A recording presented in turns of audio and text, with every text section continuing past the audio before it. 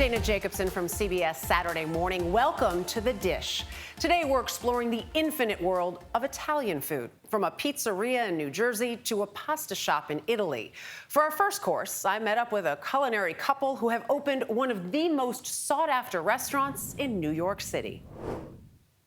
We'll take the sweet fennel sausage, 1 pound. For chefs Angie and Scott Tassinelli, their labor of love starts with hand-picked ingredients. Today's from a local Italian deli. We love to use that sausage specifically, actually, as the base of our bolognese sauce. So this will be perfect. Back at their restaurant, Don Angie, that personal touch has helped elevate Italian-American food Pick up calamari. to a kind of new-age Italian cuisine. This is our Italian sausage bolognese sauce. And trying to take a dish and make it your own. How much fun, how much enjoyment do you get from that? I mean, a lot. That's what the whole Don Angie menu really is, I think. New takes on classic type dishes, familiar flavors, but like surprising. I think that was the only way to make this restaurant kind of stand out. I was lucky enough to get a sneak peek at where the magic happens. We use a lot of cheese at the restaurant. I'm just letting you know, we really like cheese. Scott gave me a crash course in preparing one of Don Angie's signature dishes, their pinwheel lasagna. So you're gonna kind of come in and you're gonna tuck it under like this, and then you're gonna roll it really, just go for it. Just roll it really fast like a burrito. Unlike the traditional version, the pasta is pre-sliced, then baked on its side, invigorating the old standard. We kind of have an advantage because we're two chefs running a restaurant, where if it's just one chef, Right. they don't have the other person with the same creative knowledge to kind of help them. Yeah, it's always a conversation. But Scott and Angie aren't just partners in business, they're also partners in life. Husband and wife, and recent first-time parents. They met while working at the same New York City restaurant. Love at first sight or friendship at first sight? I think it was love at first sight on my part, but I mean, I don't know about Angie. They say love blossomed while traveling and played out across dinner tables throughout Manhattan. I would take her around to all different restaurants, and then we started going to Italian-American restaurants together, like red sauce, old school red sauce restaurants. Yeah, it's just everything about it that, you know, the nostalgia of it, and so that's where we kind of really, our love like flourished, I think. Both have red sauce running through their veins. Angie grew up in Cleveland, working in her grandfather's Italian bakery and specialty store, and learning traditional recipes from her Neapolitan grandmother. Food was like the centerpiece of every family gathering, always a lot of it.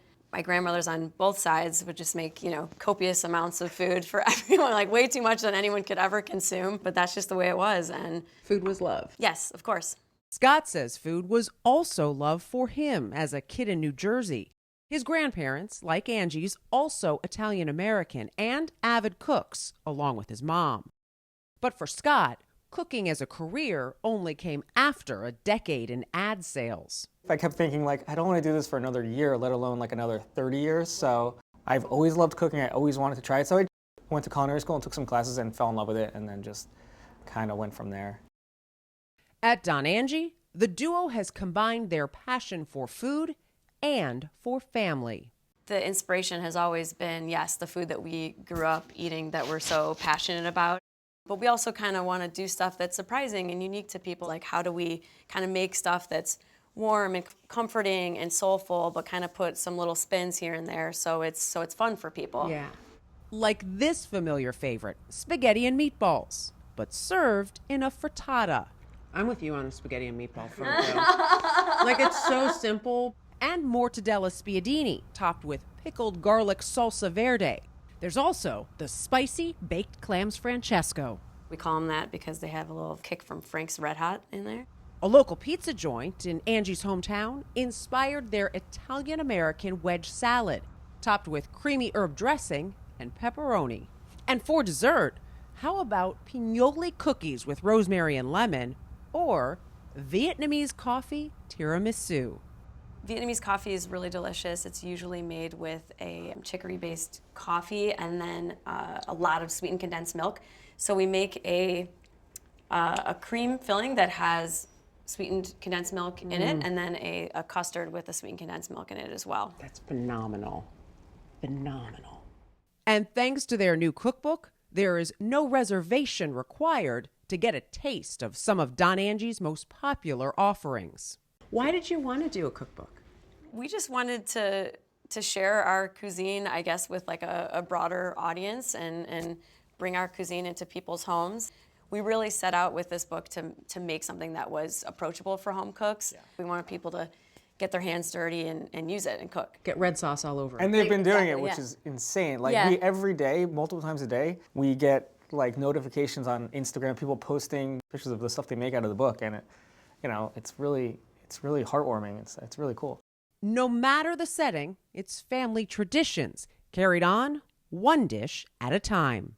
People have a great time here and a great experience, and they love the food, and that's all I could ask for. I have to pinch myself sometimes because it's very special that we can sort of like contribute to people's lives and make them happy, making them feel welcome and comfortable and having a wonderful meal here or sharing some of our recipes with them at home. Yeah. I think it's a great feeling.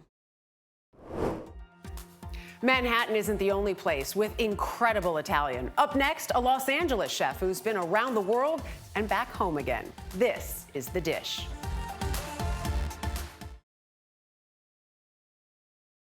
Chef Zach Pollock originally visited Italy to study the country's stunning architecture, but quickly realized his true passion was for its cuisine. He shared his culinary journey over a meal with our Jamie Wax. Fire mod sticks to go, and 33 single pepperoni. To experience Chef Zach Pollock's beautiful, flavorful, often whimsical take on Italian cuisine, while sitting across the table from the chef himself, Wow. is to be in the presence of something akin to a teenager discovering the joy of his life, That is not the cheese stick from the mall. Did you go ranch? I didn't went notice. ranch. You went ranch. combined with a disciplined artisan studied in the skills, details, and techniques of ancient cultures, as when he describes the cuisine in his pizza-focused restaurant. When we opened, 90% of the menu was kind of written already by what kinds of things a pizzeria has. And the exercise here has always been execute it as best as we possibly can. Use all the techniques that we've learned and, bring it home and kind of keep it an honest portrayal of what it should be. Like his dishes, it all comes together perfectly when one considers that he found his passion for cooking while pursuing his passion for architecture as a college student studying abroad in Italy. I got distracted while I was there. The way Italians engage with food and wine was unlike anything I'd ever experienced. Food is not just something that is consumed, it's a ritual, it's a part of life, it connects them to their history, it connects them to their geographies, and that was just something that really blew my mind. You say the Florentine Central Market really pulled you in and all of the foods and experiences there. It was so overwhelming. It probably was like a kid in a candy store, and I was just totally bowled over. And I had a little apartment there, and I would buy whatever I could and bring it back to my apartment, and on that little tiny two burner, cook whatever I could cook. Do you remember the moment where you really shifted from saying, I don't think I'm going to be an architect anymore, I think this is going to be my life? I remember being in that little apartment and saying, this is, something is going on here, and I need to at least give it a try. After a brief return to convince his parents of the shift in his career focus, the Los Angeles native started a series of exhausting but meaningful apprenticeships back in Italy. I remember starting service, and then literally, and this is not hyperbole, literally, the woman that was running the station where I was staging that night said, okay, it's time to break down. And I looked up at the clock, and it was 11:45, and I was in total disbelief. And that's when I knew, okay, something about restaurant cooking that you're going to find really fulfilling, and I've always found it really fulfilling. You lost yourself and lost time in that first experience. The first day. And after years of diligent work in the kitchens of respected chefs, the LA boy brought all his knowledge and creativity back home to both honor traditional Italian cuisine and to turn it on its head with the elegantly appointed and sophisticated alimento and his inspired take on a classic pizza joint, Cosa Buona. So the spot where the restaurant is has been a pizzeria since, I think, the 50s. So carrying on that tradition was really important. It was at Cosa Buona that he set up a spread for us that was nothing short of an architectural masterpiece. Just make sure you don't stab it with the fork. No, I'm going to lift it. Italian soup dumplings, a complete reversal of tortellini and brodo. People have got to smile when this comes to the table. I always smile when this comes to the It's table. fun. I'm going to have one. Yeah, please. Crispy polenta with salmon roe. Yes. That's all I can say is yes to every bit of this. The texture, the flavors. 2 chopped salads, one more traditional with salami and pepperoncini, the other with fried chickpea polenta and an emulsified vinaigrette. His irreverently reverent Hawaiian pizza.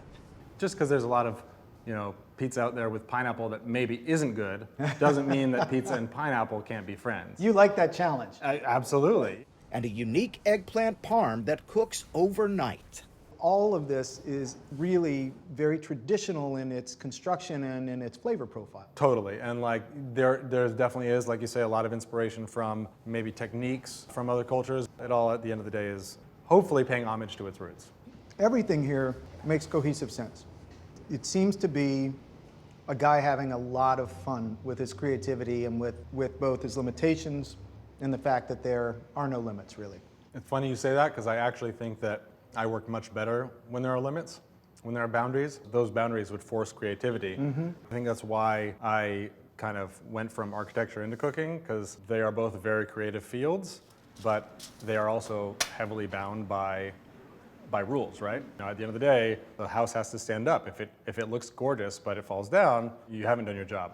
As a chef, it can't just look great, certainly, and it can't even just taste great, or then we'd all just make candy bars. It has to be nutritious, it has to nourish. And after a career spent bringing new ideas to the table, Zach Pollock is grateful that he can once again bring diners to the table. I've always loved, entertaining and making people happy. And, there is an ambitious program that comes with that, which is how do we bring more of these to other parts of Los Angeles? We're looking at possible other locations. Well, you need to put the new location near my house, please. That's all I ask. Very good. Because you've made this person very happy today, I can tell you. Salud. Cheers. What would an Italian food-themed episode be without pasta? Or for that matter, a trip to Italy where it originated. As previously seen on CBS Sunday Morning, Seth Doane traveled to a small town in southeast Italy where one pasta shape tops them all. Ciao. The scene could not be much more Italian. A Vespa, laundry on the line, and women in the street making pasta. To know which part of Italy, though, just look at the shape they're making. That is, if you can see it. Nunzia Caputo's hands move so quickly that we've slowed down the video to see her forming orecchiette, which means little ears. It's the pasta of Puglia, a region known for olive trees, distinctive homes called trulli, and orecchiette, which Caputo says she's been making since she was 6. Good thing she sees it as more art than work. Perché un'arte? Perché un'arte? Perché vedi questa massa che... Because you see this mass transform, she told us. It's magic in your hands. Una magia tra le mani. This pasta gleams like treasure on these streets where a number of women make orecchiette. Caputo is the 4th generation in her family. Too bad there won't be a 5th. She has sons. Rimasti qui, bevono birra. The men here drink beer. They do not make orecchiette. What a pity. Che peccato sì, non avevo neanche 6 anni. There's this one woman, Nunzia. We've been going there, for the last 20 years or so, and buying our orecchiette from her and learning how to make it. Can you make it? Are we being recorded? Elizabeth Minkili has written books on eating and dining out in Italy, and she and her daughter Sophie offer Week in Italy food tours to visitors. So you'll see all the women with their tables outside doing orecchiette. In the region's capital, Bari, they stop where Nunzia Caputo has set up shop, or, stage. Viva Italia! Her show offers mystery and head-shaking delight. She's not even looking. You're used to seeing pasta made in a pastificio inside, indoors. Why on the street? Well, originally the pasta that we think of as the original pasta was dried on the street. They used the sun and the wind. Caputo says passers-by once asked her mother, who's still never far, if they could buy some pasta, and a business was born. This, for me, is the gold of Puglia. The gold of Puglia. Yes, but of this course. is flour. Yes, flour, yes, but it's yellow. At Ancora Pastificio, Michele Fiore showed us how in Bari, selling just one size of orecchiette won't do. This is less small, medium and a half, big one. We counted 7, which he'd better have in stock if he wants to keep his customers. You don't have a small? Okay, today don't eat. Really? Yeah. They'll leave Yes, if you don't have the right size orecchiette? Yes, yes.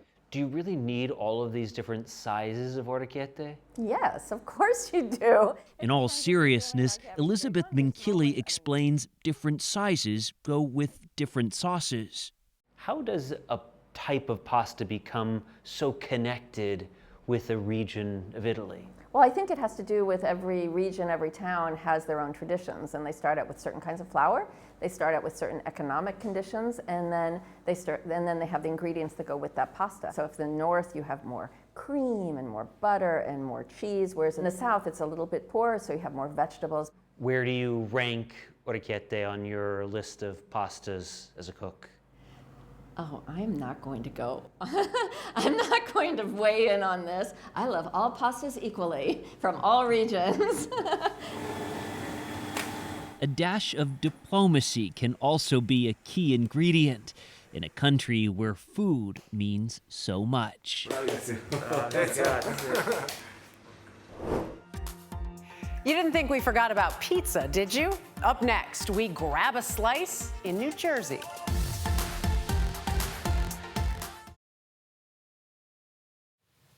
There are so many ways to make a delicious pizza, but according to Dan Ricker, it all comes down to ingredients and technique. I hopped over the Hudson to learn more. What isn't there to love about pizza? Nothing. It's pure happiness. That is the essence of Dan Richer's new cookbook, filled with lessons learned creating his own pies here at his Jersey City restaurant, Razza Pizza Artigianale.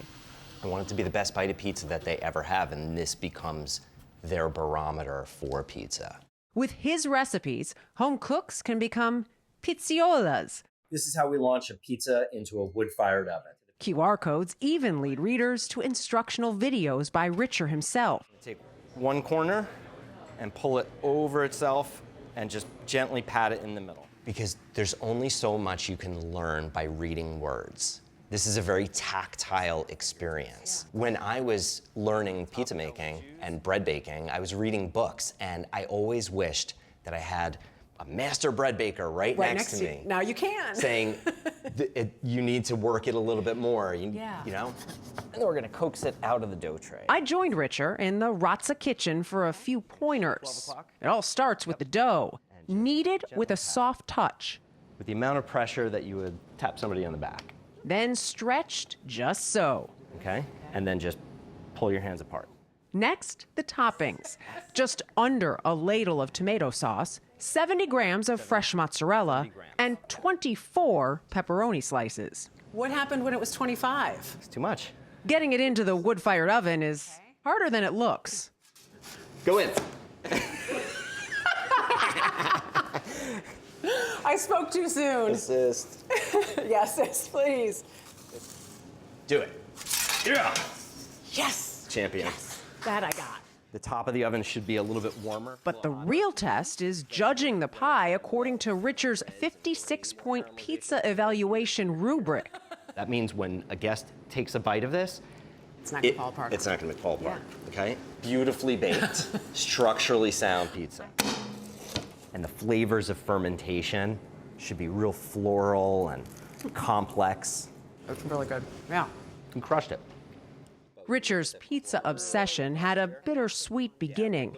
It started during a post-college graduation trip to Italy. I tasted this food that was so fantastic and better than any pizza or pasta that I've ever tasted. So you come back from Italy and it's like everything is opened up, your taste buds, everything. Opened up, but also closing down. As soon as I got back, my mom was very sick, and I remember crying on the airplane home because I was just off this adventure. Right. And I knew that it wasn't going to end well. Robin Richer died of cancer in 2002. Richer says he got through his grief by channeling his mom's work ethic as he attempted to recreate the tomato sauce he tasted in Italy. So I made batch after batch after batch, and I started visiting farmers markets to buy the ingredients. And that's where it just all clicked. It's the ingredients. It really comes down to ingredients and technique. Eventually, Richer raised enough money to buy a failing restaurant where he worked at perfecting pasta before turning his attention to pizza. But pizza is alive.